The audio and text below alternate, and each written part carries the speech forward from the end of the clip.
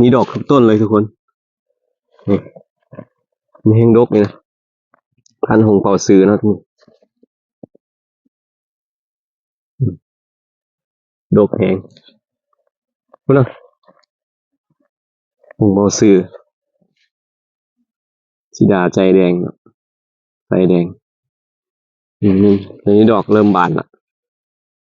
พอดีครบรอบ2 เดือนเนาะสบายดีทุกคนเนาะพบกับซ่องบ่ลองบ่ฮู้มื้อนี้จะพาทุกคนมาเบิ่งสวนมักซิดาที่เฮาได้ลงปลูกไว้ตอนนี้ก็ผ่านไปประมาณ2 เดือนเนาะทุกคนเนาะเดี๋ยวมาเบิ่งว่าต้นซิดาอยู่ข้างหลังเนาะมันระยะ2 เดือนนี้เป็นอะไรเนาะ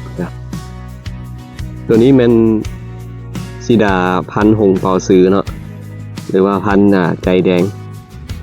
หรือว่าใส่แดงเนาะอายุ2 เดือนทุกคนอ๋อดอกเต็มนะคุณนะโมเมนต์มีแต่ต้นเดียวเลยทุกคนทุกต้นเลยเนาะทุกต้นมีดอกตัวนี้เป็นพันธุ์กิมจูเนาะกิมจูก็มีดอกคือกันเนาะแถวนี้เป็นพันธุ์กิมจูและแถวนี้เป็นหงเป่าซื้อมีดอกทุกต้นเลยทุกคนมีแห้งดกเลยนะพันธุ์หงเป่าซื้อเนาะที่ดกแหงพูดนะหงเป่าซื้อสีดาใจแดงใจแดงนี่อันนี้ดอกเริ่มบานละพอดีครบรอบ2 เดือนเนาะมันมีดอกไว้วันนี้เขาสิบ่จงดอกไว้ครับทุกคนเขาสิตัดเนาะเขาสิเอาดอกมันตัดทิ่มเลยดอกเนาะนี่พันธุ์หงเป่าซื้อเพราะว่าต้องอายุฮอด6 เดือนขึ้นไปเขาจึงจะสามารถจงดอกไว้เนาะเพราะว่าถ้าเฮาดอกไว้มันก็กิ่งบ่สมบูรณ์เนาะเพราะว่าต้นมันยังน้อยอยู่เจียนให้กิ่งหักหรือว่าอาจจะลูกหล่นทิ่มเสียสิแล้วเฮาสิตัดดอกมันทิ่มเลยทุกคนตัดดอกทิ่มเลยทุกต้นเลยเนาะประมาณ50 ต้นตอนนี้ต้องเลยไล่ตัดสิแบบตัดดอกทิ่มเนาะคันบ่มีมิดตัดกับเด็ดเอาเด็ดทิ่มอันนี้ตัดสิง่ายกว่ามือหนึ่งจับกล้องมือหนึ่งจับมิดตัดถ่ายทุกคนเบิ่งวันนี้เขาก็อยากหลังจากที่ตัดดอกทิ่มไปแล้วเนาะเขาก็มาเบิ่งทรงพุ่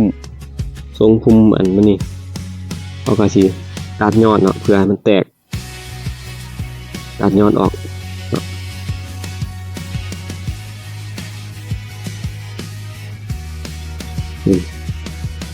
เพื่อให้มันแตกออกมาเป็น2 ยอดเนาะ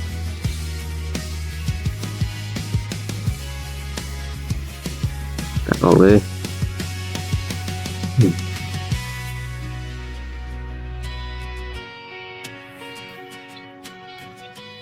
นี่ก็สิไล่ตัดไปแต่ละต้นตัวนี้ยังว่าตัดเถื่อมันยังสั้นอยู่เราจะมาเบิ่งว่าตัวใดยาวๆเนาะยอดออกยาวออกข้างแล้วก็สิตัดเลยตัวนี้กิมจูใจขาวนี่ก็ตัดยอดคือกันตัดยอดออกเลย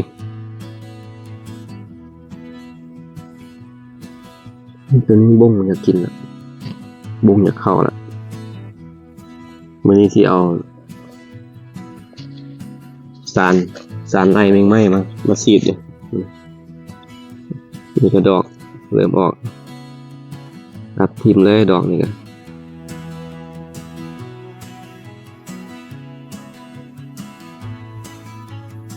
ยอดนั้นเขาสิบ่ไว้เนาะดอกมันตัดทิ่มลายแห้งดอกแต่ว่ามีทุกต้นนะ มีทุกต้นเลยจะพาทุกคนมาเบิ่งต้นที่ดอกหลายๆนี่หงปอซือเนาะเป็นพันธุ์ใจแดงดอกเต็มเลยหงปอซือกันเลย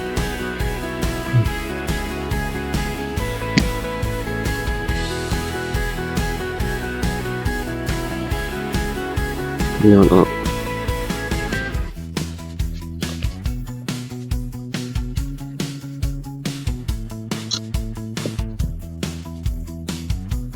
ตัวเดมันก้านมันยาวแล้วเนาะงามันยาวเขาก็หลังจากที่เขาตัดดอกทีแล้วเขาก็ตัดยอดมันครับเพื่อให้มันแตกยอดใหม่เนาะ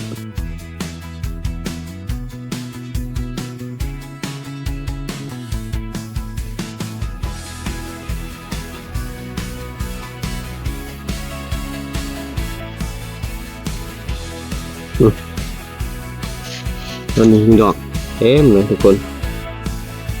เต็มต้นเนาะเดี๋ยวจะพาทุกคนไปเบิ่งก่อนเราค่อยจะมาตัดเล็บตัดทำหลังเพราะว่า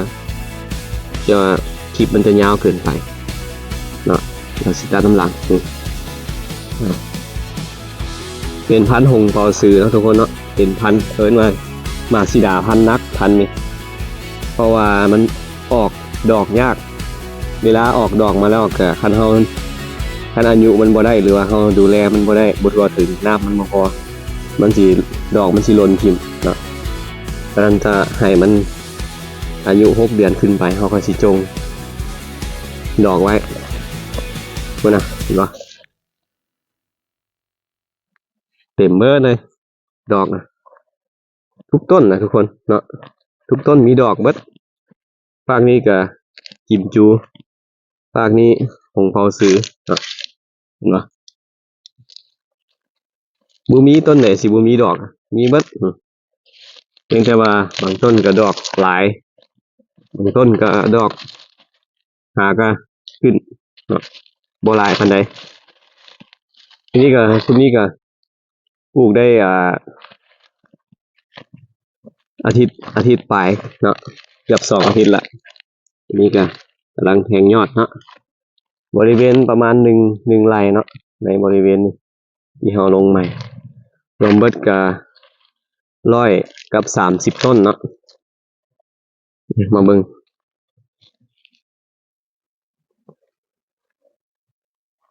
ต้นนี้โอ้แห้งดก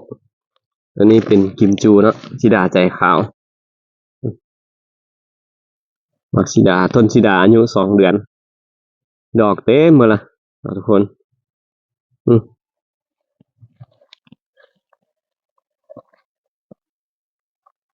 ถือว่างามเนาะปลูกชิดาช่วงเดือน11เนาะประมาณปลายเดือน11หรือว่าท้ายเดือน11งามเนาะเพราะว่าช่วงนี้มันเดือน11 12นี่เหมาะในการปลูกต้นซิดาหรือว่าต้นไม้ทั่วไปต้นไม้ให้มากแต่ต้องมีระบบน้ำเนาะเป็นหยังว่าคือว่าสิเหมาะเพราะว่าช่วงนี้มันบ่ร้อนนะเนาะอากาศดีมามื้อนี้ก็บ่อากาศเย็นมันเฮ็ดให้ต้นไม้ติดไวเนาะ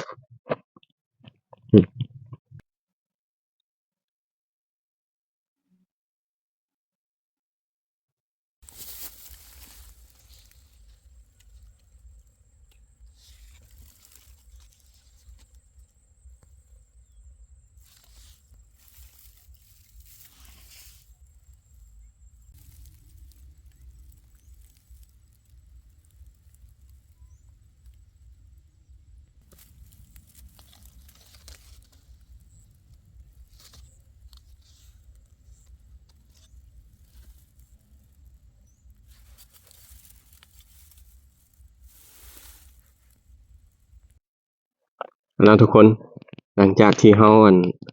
เอาดอกแล้วก็เด็ดยอดมันแล้วเนาะบัดนี้เฮาสิมาฉีดสารกำจัดแมงไหม้กำจัดแล้วก็ป้องกันแมงไหม้ซึ่งสารตัวนี้นี่จะเป็นสารที่สกัดจากธรรมชาติเนาะหรือว่าชีวภาพบ่มีสารเคมีเนาะ ก็เอิ้นว่าบิวเวอเรียทวีคูณ2เนาะเขาเห็นตัวหนังสือว่าไม้สีแดงเขาบอกว่าปราศจากสารเคมีเนาะ 100% ตัวนี้มันจะปลอดภัยสำหรับชาวสวนเนาะปลอดภัยสำหรับเราเองที่เราจะมาฉีดเนาะเพื่อถ้าเป็นสารเคมีนี่จะอันตรายต่อคนเนาะถึงผู้ฉีดเนี่ยแล้วก็เวลามันเป็นลูกเป็นหน่วยมาก็อันตรายกับผู้บริโภคฉะนั้นเราจะใช้สารตัวนี้จะปลอดภัยเนาะทุกคนเนาะปลอดภัย 100% ปราศจากสารเคมีซึ่งเราจะฉีดทุกๆอาทิตย์เนาะหรือว่าทุก7มื้อเนาะมันจะขับไล่ศัตรูพืชเนาะเป็นกระบ้งเป็นแมงไหม้เป็นตั๊กแตนเป็นหยังที่มันเจาะใบต้นสีดาเฮานี่เขาจะฉีดด้วยสารตัวนี้เนาะฉะนั้นก็เดี๋ยวมาเบิ่งนำกันฉีดไปเทื่อนึงแล้วอันนี้เป็นเทื่อที่2เนาะเพราะว่าอาทิตย์ละเทื่อที่ฉีดฉะนั้นฉีดเฮาก็ยุคนี้เป็นยุคทันสมัยเนาะทุกคนเนาะเฮาก็สิมีปืนอัดฉีดแบตเตอรี่นี่ซึ่งจะฉีดผสมสารตัวนี้2บวงเนาะ2บวงแกงเฮานี่ต่อน้ำ10ลิตรเนาะหรือว่า4บวงต่อน้ำ20ลิตรอันนี้ก็เฮ็ดเทื่อละ10ลิตรก่อนเนาะเพื่อจะบ่หนักเกินไปแล้วก็สิใส่ตัวนี้ฉีดเลยแค่ปืนฉีดอัดฉีดมันก็บ่แรงปานใดพอดีบ่เฮ็ดให้ต้นไม้เฮาช้ำเพราะว่าปืนนี้มันบ่แรงแล้วก็ฉีดให้มันชุ่มเลยให้มันทั่วเลยฉีดไปให้มันทั่วเลย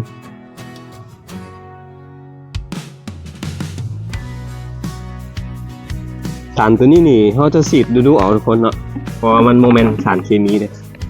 เราจะฉีดอาทิตย์ละเทื่อจนกว่าเราแน่ใจว่าแมงไหม้เนาะอยู่ในสวนเฮานี่มันหนีเบิดละเอากระเซาเนาะเอาฉีดไปสิเลยฉีดจนมันทั่วพุ่นล่ะทั้งใบเลยทั้งลำต้นเลย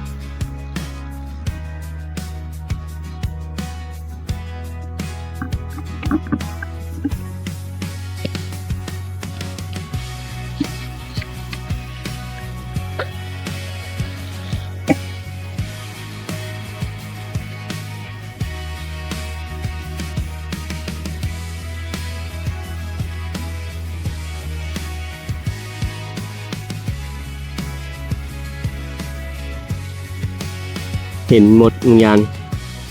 มีหมดอันคือจักหมดน้ำตาลนี่นะแล้วฉีดไปแล้วนี่มันเป็นการไล่มันหนีเนาะมันได้กินแล้วมันจะหนี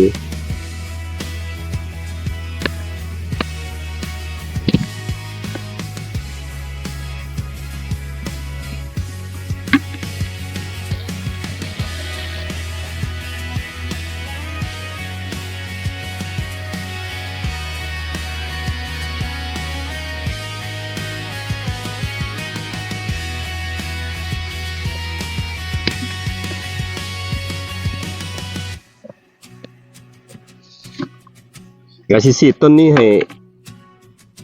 1 2 3ก็สิฉีดต้นนี้ให้ทุกคนเบิ่งเนาะแล้วก็ฉีดไปจนมันแล้วพุ่นแล้วเนาะเพราะว่าก็เริ่มตะเวนตกดินละเริ่มค่อยค่ำยามแลงละยันบ่แล้วเนาะจังก็ฉีดต้นนี้ทุกคนเบิ่งแล้วก็สิจบคลิปไว้เท่านี้เนาะขอฉีดให้มันแล้วก่อน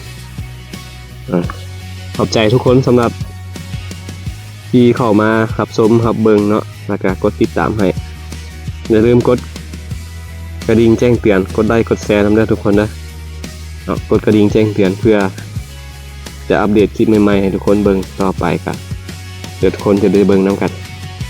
เอาขอบใจหลายพบกันใหม่ในคลิปหน้าสำหรับคลิปนี้ก็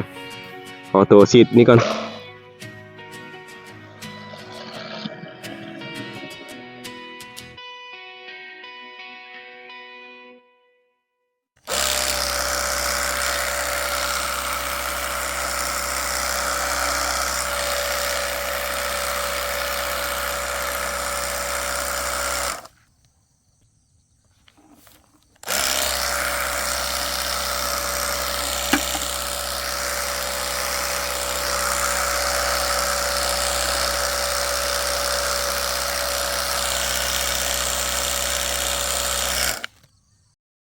ก็เพียงเท่านี้เนาะสำหรับคลิปนี้ก็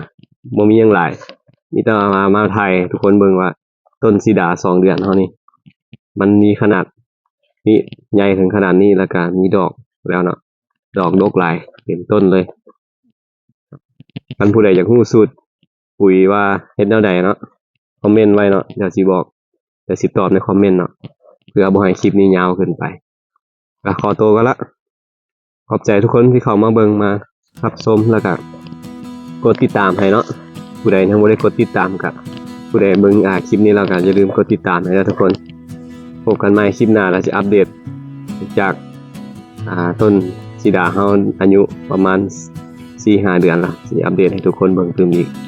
เนาะเราสิเริ่มจงมากมันหลังจากอายุได้6 เดือนเนาะไปละบ๊ายบาย